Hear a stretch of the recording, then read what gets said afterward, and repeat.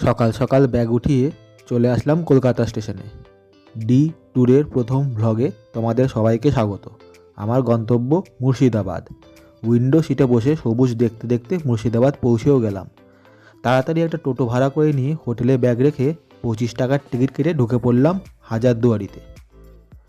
একজন গাইড ভদ্রলোকের সাহায্যে হাজারদুয়ারির ইতিহাস সম্বন্ধে অনেক কিছু জানতে পারলাম। আর এই হলো সেই বিখ্যাত বাচ্চা বলি কামান। হাজারদুয়ারি সংগ্রহশালার নানা ঐতিহাসিক নিদর্শন দেখে সত্যিই সমৃদ্ধ হলাম। আর এই হলো হাজারদুয়ারির উল্টো দিকে ইমামবাড়া, যা শুধুমাত্র মহরমের সময়ই খোলা হয়।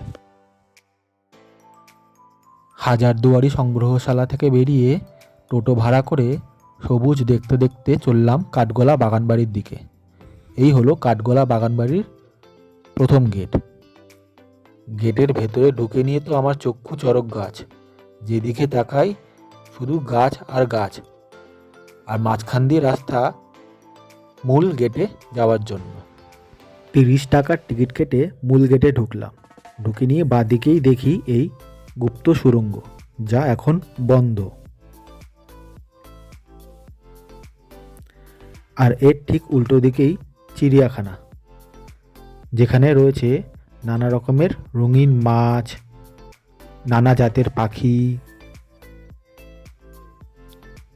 দেখতে বেশ দারুণ লাগবে।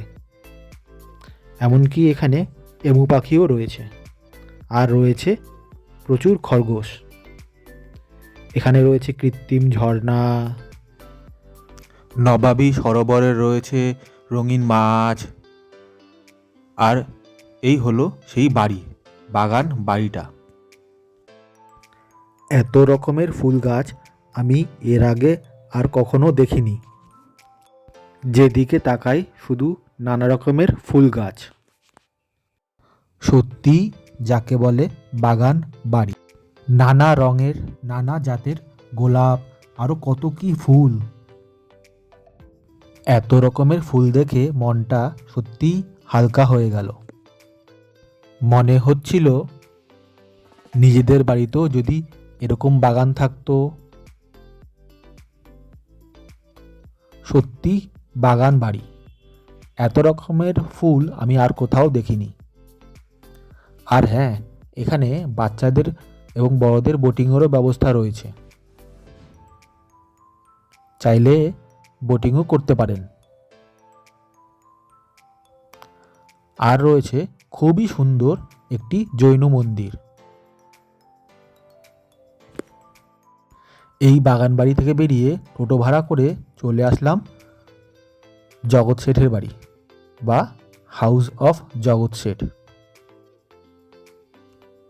এখানে ঢুকতে টিকিট লাগলো 30 টাকা। পেল্লাই বাড়ি বানিয়েছিলেন মহাশয়। জগৎ শেঠের ফ্যামিলির তো এখন আর এখানে কেউ থাকেন না। এই বাড়ি এখন সংগ্রহশালা।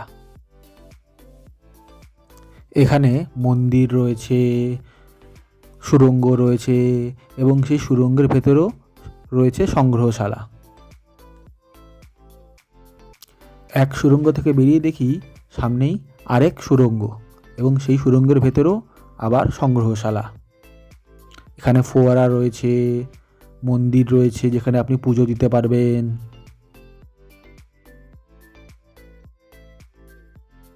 আর এসেছি যখন, আমি সেলফি তো তুলবই। জগৎ শেঠের বাড়ি থেকে বেরিয়ে চলে আসলাম নসিবপুর রাজবাড়ি। 20 টাকার টিকিট কেটে এখানেও ঢুকে পড়লাম। এই রাজবাড়ির বেশিরভাগ অংশই জীর্ণকায়, তবে কিছুটা অংশ সুরক্ষিত রাখা রয়েছে সংগ্রহশালার জন্য। কোনো সংগ্রহশালারই ভেতরের ছবি দেখাতে পারিনি, কারণ কোনো সংগ্রহশালাতেই ভেতরে ক্যামেরা অ্যালাউ নয়। এই সুন্দর রাজবাড়ি চত্বরে ছোট বড় অনেক মন্দির রয়েছে, তবে সবথেকে অবাক হলাম যখন দেখলাম স্বয়ং যমরাজেরও মন্দির রয়েছে। বজরংবলীর দুটো বড় বড় মূর্তি বা মন্দির রয়েছে এখানে।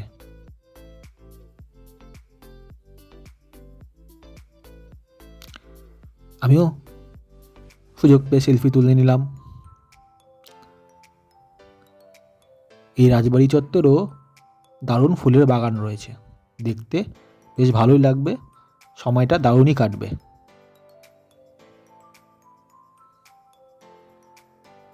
সত্যি রাজবাড়ি, বিশাল চত্বর, অনেক ফুলের বাগান, অনেক কিছু রয়েছে। সংগ্রহশালা দেখে তো সত্যিই আপনাদের সবারই মন ভরে যাবে।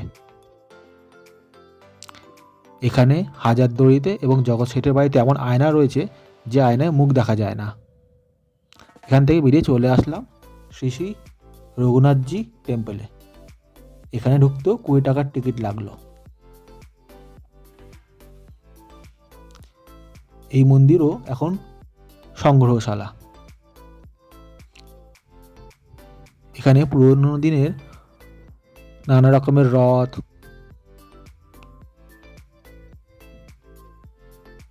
পুরনো দিনের নানা রকমের বাসনপত্র, আরও অনেক কিছু রয়েছে।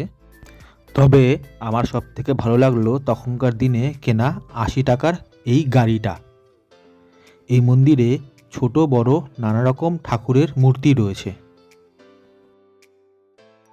এখানকার আরেকটি মূল আকর্ষণ হলো এখানকার আলোকসজ্জা বা ঝাড়বাতির বাহার। দারুণ লাগবে নানা রকমের ঝাড়বাতি দেখতে। ছোট বড় নানা রকমের ঝাড়বাতি দিয়ে এই মন্দির চত্বর সাজানো।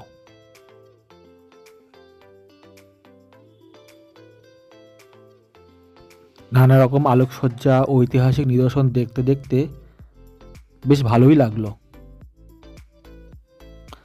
এখান থেকে বেরিয়ে একটু এদিক ওদিক ঘুরলাম।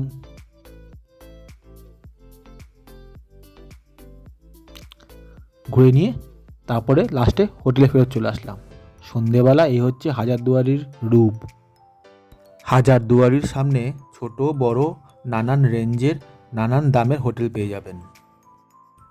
স্ক্রিনে বিভিন্ন হোটেলের নাম এবং বুকিং নাম্বারও দেওয়া রইল। আপনারা ফোনেও বুকিং করতে পারবেন বা এখানে এসে নিয়েও বুকিং করতে পারবেন। মুর্শিদাবাদ আসতে গেলে কলকাতা বা শিয়ালদা স্টেশন থেকে লালগোলা যাবার ট্রেন ধরতে হবে। যদি আমার এই ভিডিও বা ব্লগ আপনাদের ভালো লেগে থাকে তাহলে অবশ্যই লাইক, শেয়ার এবং সাবস্ক্রাইব করে রাখবেন। আবার দেখা হবে অন্য কোনো গন্তব্যে।